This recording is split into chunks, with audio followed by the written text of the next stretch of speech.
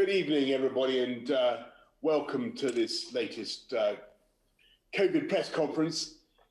I'm joined, I'm delighted to say, by Chris Whitty, the Chief Medical Officer, and by Andrew Pollard, who's the Director of the Oxford Vaccine Project.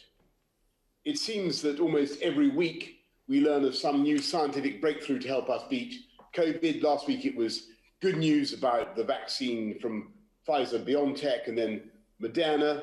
This morning we heard the fantastic news that the Oxford AstraZeneca vaccine has been highly effective in clinical trials. There are more tests to be done, but the signs are that this vaccine, financed partly by British taxpayers working in partnership with a great British company, this vaccine could be both affordable and easy to use and highly effective. We've ordered 100 million doses, and thanks to the work of the Vaccines Task Force, we've secured more than 350 million doses of potential vaccines of all kinds. But we are not out of the woods yet. We can hear the drumming hooves of the cavalry coming over the brow of the hill, but they're not here yet. Even if all three vaccines are approved, even if the production timetables are met, and vaccines notoriously fall behind in their production timetables, it will be months before we can be sure that we've inoculated everyone that needs a vaccine. And those months will be hard, they will be cold, they include January and February, when the NHS is under its greatest pressure. And that is why when we come out of lockdown next week, we must not just throw away the gains we've all made. So today we've published our COVID winter plan, which sets out a clear strategy to take the country through to the end of March. We will continue to bear down hard on this virus. We will use tough tiering, in some ways tougher than the pre-lockdown measures, and details of those tiers are on the gov.uk website. And later this week, when we have the most up-to-date data, we'll be sharing details of about which tier your area is going to be in. But I should warn you now that many more places will be in higher tiers than, alas, was previously the case.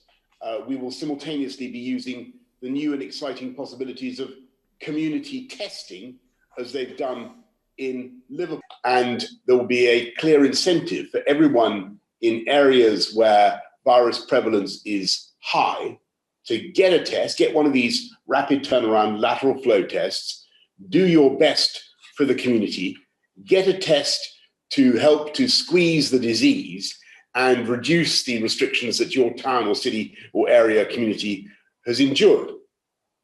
And that way, through tough tiering and mass community testing, we hope to let people see a little more of their family and friends over Christmas. Now, I know that many of us want and need Christmas with our families. We feel after this year we deserve it. But this is not the moment to let the virus rip for the sake of Christmas parties. It is the season to be jolly, but it is also the season to be jolly careful, especially with elderly relatives. And working with the devolved administrations, we will set out shortly how we want to get the balance right for Christmas, and we'll be sending that out later this week. Christmas this year will be different, and we want to remain prudent through Christmas and beyond into the new year. But we will use the three tools that I've described to squeeze the virus in the weeks and months ahead: tiering, testing, and the rollout of vaccines, employing all three techniques together so as to drive down the infection rate. And I really am assured now that things will look and feel very different indeed after Easter. And that idea of an end goal or date is important, because at last, if the promise of the vaccines is fulfilled, we do have something to work for, a timescale, a goal around which we can all, businesses can begin tentatively to plan. but with luck and with hard work, we will be seeing improvements before then. For now, the problem is not a shortage of hope or a lack of optimism, not with the amazing news that we're getting from the laboratories in this country. The challenge now, as we face this difficult winter ahead, is to fight down any over-optimism, to master any tendency to premature celebration of success. That success will come all the faster if we work together to follow the guidance, maintain the basic disciplines as people have done so heroically over the last few months. Hands, face, space, get a test if you have symptoms, because that is the way we will beat the virus together. I'm now going to hand over to Chris Whitty to say a little bit about where we are with the vaccine, and then to go to Andrew Pollard.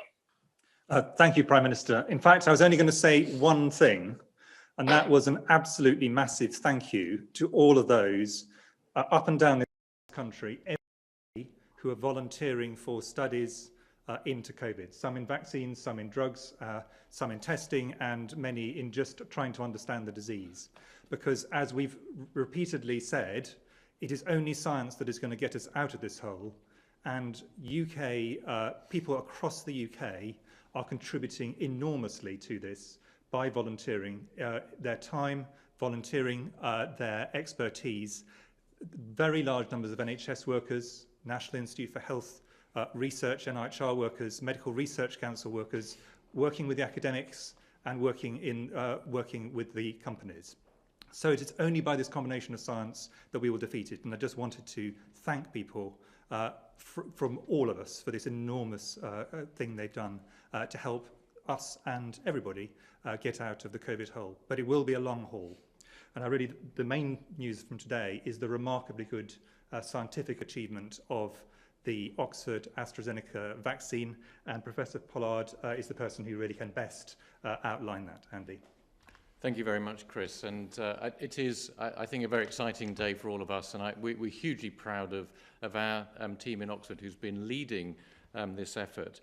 But I think it's important to pay tribute to the 20,000 volunteers that there are in the trials around the world, and over 10,000 here in the UK who've come forward in this uncertain time, feeling an absolute duty to play a part to help us get back on our feet. And perhaps beat the virus. And of course, there's a lot of uncertainty in joining a clinical trial. And I think for all of us, having reached this point today, where we have evidence that the vaccine works, we have a huge debt of gratitude to all of those people who have taken part. Secondly, I just wanted to mention all of the researchers. And Chris pointed out that we have this amazing infrastructure in this country through the NHS and through the National Institute for Health Research, which meant that with 3 weeks' notice, I was able to contact 19 trial sites around the UK, and research nurses and doctors could come out of the woodwork and come and work on the trial to allow us to move so swiftly this year. And I think that's a unique situation that we have in this country that made it possible to do that. Our results today show that in our primary analysis, that's the analysis we agreed with all of the regulators, that the vaccine had 70% efficacy, which is fantastic. That's high efficacy, like we get with flu vaccines, and has the potential to have a really important impact on the pandemic, because we also, in the trials, saw no one go into hospital with disease or develop severe disease if they had been vaccinated. We also had these intriguing results, which you'll have heard reported in the media today, where one arm of our study had much higher efficacy, about 90%. That needs further work to look at it, but it's very exciting that there might be a way of immunizing with the vaccine that gives even better protection. Clearly from today, we have to provide all of the data to the regulators so that they can scrutinize that very carefully and decide whether it's appropriate to move forward for licensure. And we look forward to working with them to provide everything that they need for that purpose in the days and weeks ahead. And if they do approve it, we potentially, with the dosing regime that could be used, we may have more doses available than we thought. We have a vaccine that can be used at fridge temperatures. It can be stored at fridge temperatures. And for us in Oxford, this was really important because we want to be able to make sure that this can be distributed not just in a country like this where we can manage any form of distribution, but around the world, because the virus actually isn't just a problem here in the UK, it is for everywhere. And our partnership with AstraZeneca has been critical because they agreed with our vision for this of having a not-for-profit approach during the pandemic, so that no one was profiteering from making a vaccine in the pandemic period. And that does mean that part of what we can offer will be the equitable access around the world, which is absolutely the vision that there should be from a university. So I think it's been a great day today for us, and as Chris said, for science, that here we've in 11 months been able to pull together all of the data required, meet the requirements for regulators to be able to put that in front of them. And I hope that we'll be part of what could be the end of the problems that we're facing that you were just hearing about from the Prime Minister. I think in the meantime, we certainly need to make sure that we protect each other through this period of time and have access to the new treatments that are coming along. But with all of those together, I'm also optimistic for next year. Prime Minister. Thank you. Thanks very much, Andrew. And let's go straight to questions from the public. We've got David from East London. Thank you and good evening. Won't going back to a localised approach to restrictions again after the 2nd of December lead to variable increases in the rate of infections, with disadvantaged areas suffering the most? Well, thank you very much, David. Obviously, we have variable increases and decreases going on right now, and one of the interesting things is that it's some of the areas that have been hardest hit, and some of the areas actually that have been the greatest deprivation, where you're starting to see some of the biggest declines in the virus. I think that's thanks to the work of communities in pulling together. I'm afraid that since the summer, regional disparities have been pretty obvious. What we started to see at the beginning of October, was really across the country, as we saw in much of Europe, a pretty universal second wave. What we want to do now is to push that R down. We think we've got it down to about 1 or just in that area now, but use this tough tiering to keep pushing it down across the country, and that's the best thing for deprived communities everywhere. But I wonder whether Chris, you'd like to or Andrew would like to comment on that issue as well. Prime Minister, I think you've actually summarised it completely. The key thing is we need to make sure that people are in the right tiers, and then people adhere to the guidance. And if we do that, then we can keep things down. Thanks very much, Andrew. Anything to add? No, nothing to add to that. Thank you so much. Let's go to Debbie from Buxton, and I'm going to read Debbie's question. Will there be a plan to close schools an extra week early to allow a safe period of time before seeing elderly, vulnerable relatives at Christmas? Debbie, really excellent question. At the moment, we're not planning to do that. One of the things where we really attach as a country, as a society, a huge importance to is keeping pupils, keeping kids in school, keeping young people in education wherever we can. That's been at the heart of what we've been trying to do over the last few months, and it's meant that we've had to put a lot of pressure, sadly, on other sectors in order to drive down transmission. But we believe education is of huge importance. We want to keep kids in school as much as we can. Let's either, Chris, Andrew, do you want to go on that one? Okay, then let's go straight to the. Thank you. Let's go. I'll just add, Prime Minister, that I'm a paediatrician, and I've been working with the Royal College of Paediatrics group, and I think we're absolutely committed to the idea that children should be in school, and I think it's a very important point that you've made. Thanks so much. Let's go to Fergus Walsh of the BBC. Fergus. Thank you, Prime Minister. The rollout of this vaccine is going to be much more complex than the annual flu job. How are you going to guarantee that it's done smoothly and quickly? Well, Fergus, you're totally right. And, obviously what we're doing now, even before we've got the approvals for any of these three vaccines, we're looking at exactly how we can distribute it, the immense logistical challenges. A large number of partners will be coming together to deliver it. The NHS, clearly, local authorities, the armed services, Public Health England, we will all be working together. They've all done an outstanding job so far, but there's a huge effort to go now. And that's why it's because it's such a big logistical challenge that's why I wanted to enter this important note of caution. We haven't got these things yet. Even when we do get them, it will take a long time. It will take a while before we can get the shots in the arms where they're needed. Chris, anything you want to say on that? Because well, the only thing just is to add to one of your points, Prime Minister. I mean, it is really critical we realise that the regulators have an absolutely critical next role. They independently will look at, do these vaccines work? And they independently will look at, are these vaccines safe? And only when they are satisfied in the UK, the MHRA is an excellent regulator, and elsewhere, will it then be possible for us to say, for sure, we can roll these out and then have a plan. Andrew, anything to add from your point of view? You've seen how difficult it can be to get vaccines on the market fast. Anything to add on that?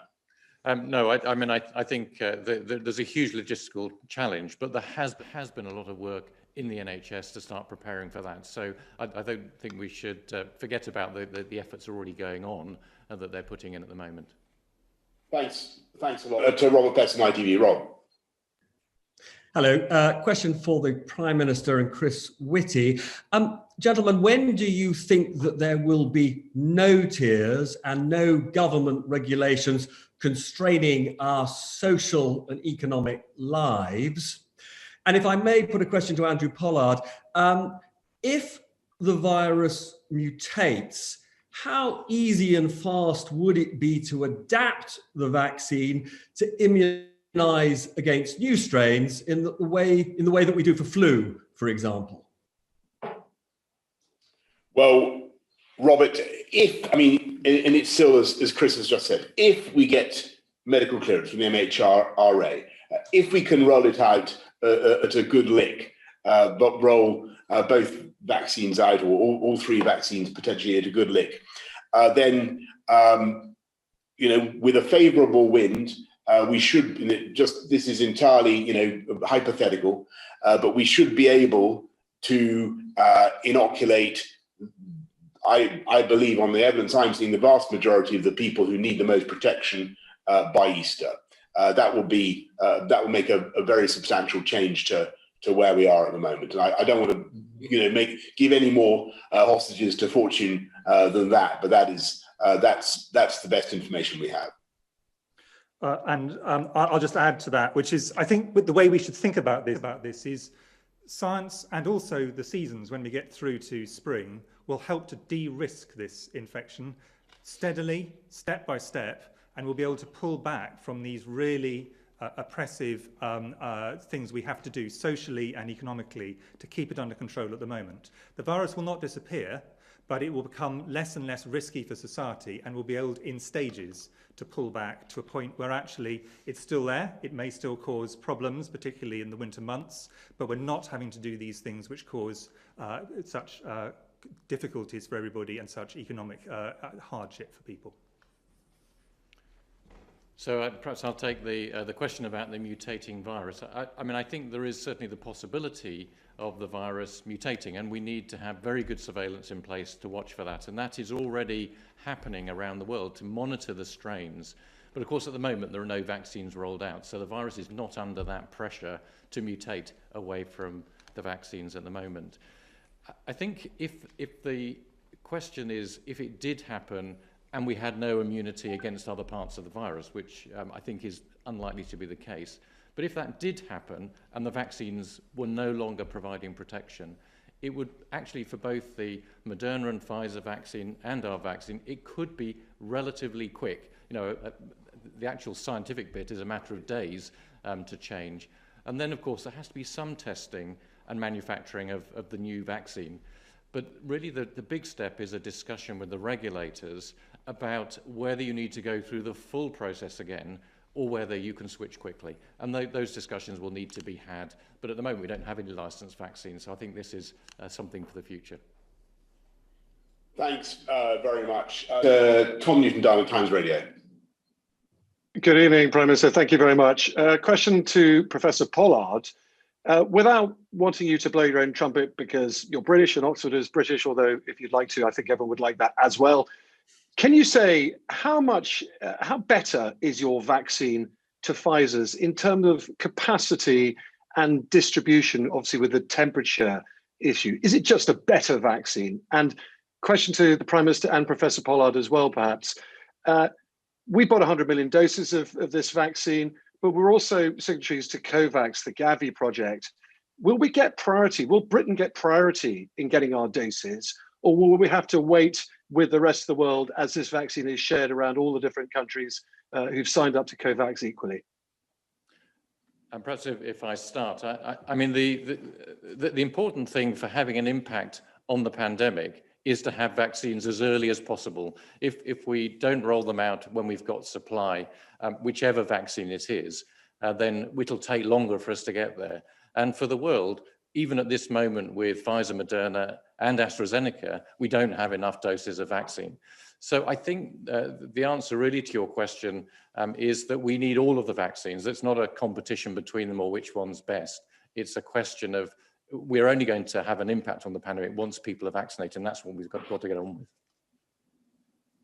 Yeah, and Tom, I think that we're doing a great thing by supporting the Gavi and the COVAX initiative. It's very important that the UK should be leading around the world in making sure that people get vaccines equitably in some of the poorest, neediest countries in the world. But we're also making sure that we have adequate supplies for this country, for suffering people in this country. And, thanks to the efforts of Kate Bingham, the Vaccines Task Force, as you know, we've got, for the Pfizer vaccine, I think we've got 40 million, I think we've done a deal for 40 million by the end of next year, the Pfizer BioNTech vaccine. And then for Oxford AstraZeneca, about 100 million as part of the 355 million package. So, we've got a huge, I hesitate to blow the UK's trumpet in any particular respect. I think we are at the front or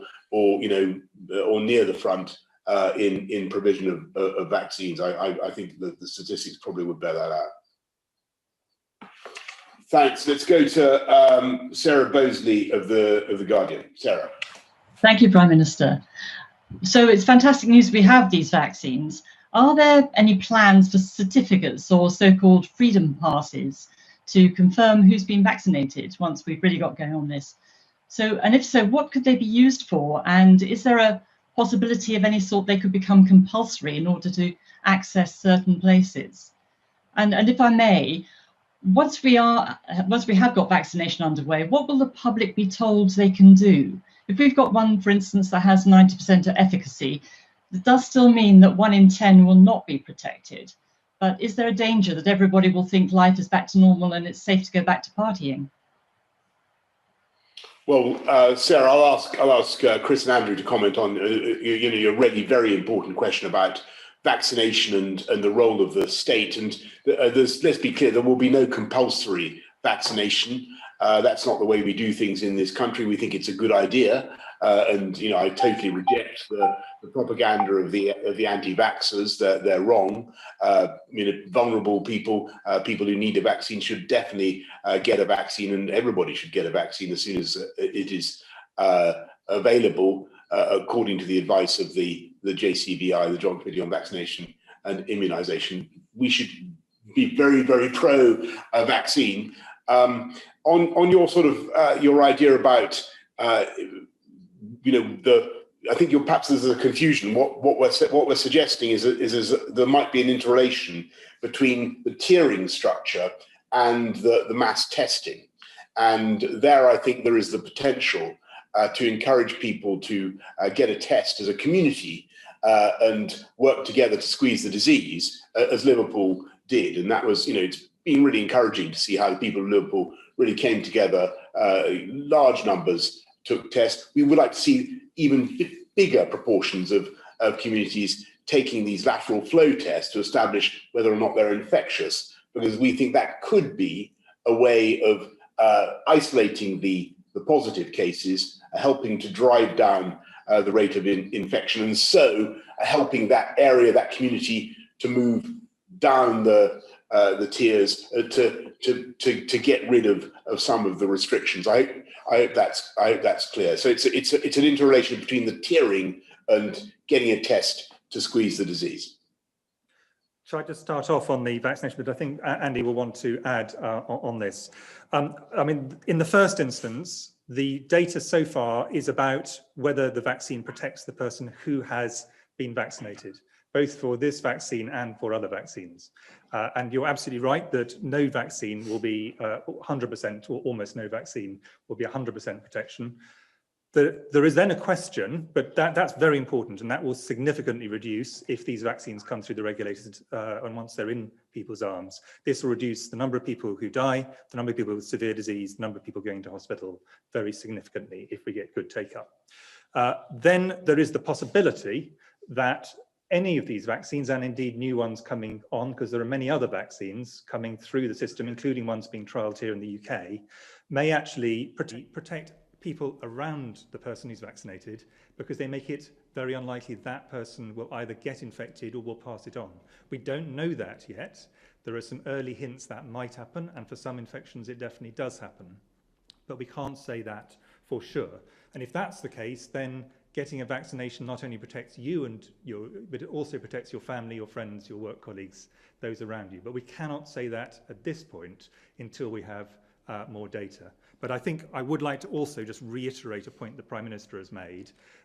It is absolutely the case that either way, my advice would be, any medical practitioner's advice would be, these should be voluntary vaccinations, and people should want to take them because they will protect them from a potentially very debilitating and in some cases sadly fatal disease by these vaccines. But I think we need to be clear that there is this additional use that might come through, and Andy has got some early data on this from their vaccine.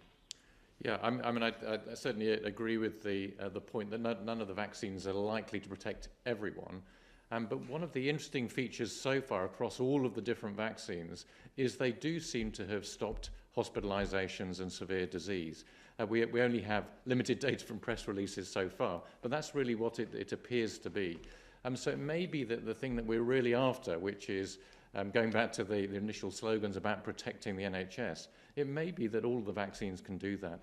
What is harder is to prevent milder disease. And of course, most of the people in all of the trials that are being done have these slightly milder infections, which is the bit that we can measure the most easily because there are more of them. So when we see the efficacy levels, it is a mixture of dramatic impact against severe disease and slightly less dramatic impact against the milder disease. But all of the vaccines have high efficacy. The hint in the data, there's just a little hint in the data from ours, because we have this amazing setup here in the UK where we've been able to swab over 8,000 people in the trials every week. And so we can also pick up the cases of asymptomatic infection. And there's a hint in the data that in one of our groups that had the higher efficacy, we were able to reduce the amount of asymptomatic infection. And that may mean that there could be fewer people in the population who are spreaders. And that starts to stop the virus in its tracks if we can get there. But it's only a hint at the moment, and we need more information. Thanks, Andrew. That's incredibly and possibly encouraging. Thank you. Paul Waugh, HuffPost. Evening, Prime Minister. You've announced today that the funding for Test and Trace will increase to £22 billion a year. That's equivalent to a fifth of the entire annual NHS budget.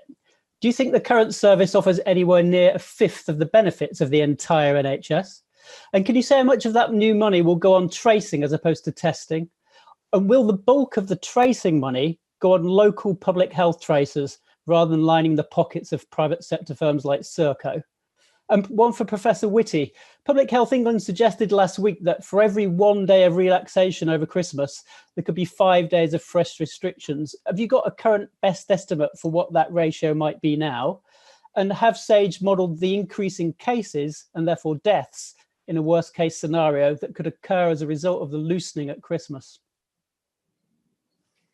Thanks, Paul. I'm just going to go back to some stuff I've been saying to you and to many others over the last few months about NHS test and trace. Yes, of course, a new operation like this, is going to have teething problems and difficulties, and there's no doubt that it has. And of course, people have been frustrated sometimes by the service that they've got, and I recognise that. Of course, I do. But look at what it is now achieving: a capacity of 500,000 tests per day. It's conducting hundreds of thousands of tests, and 37 million tests have now been done, more than any other European country.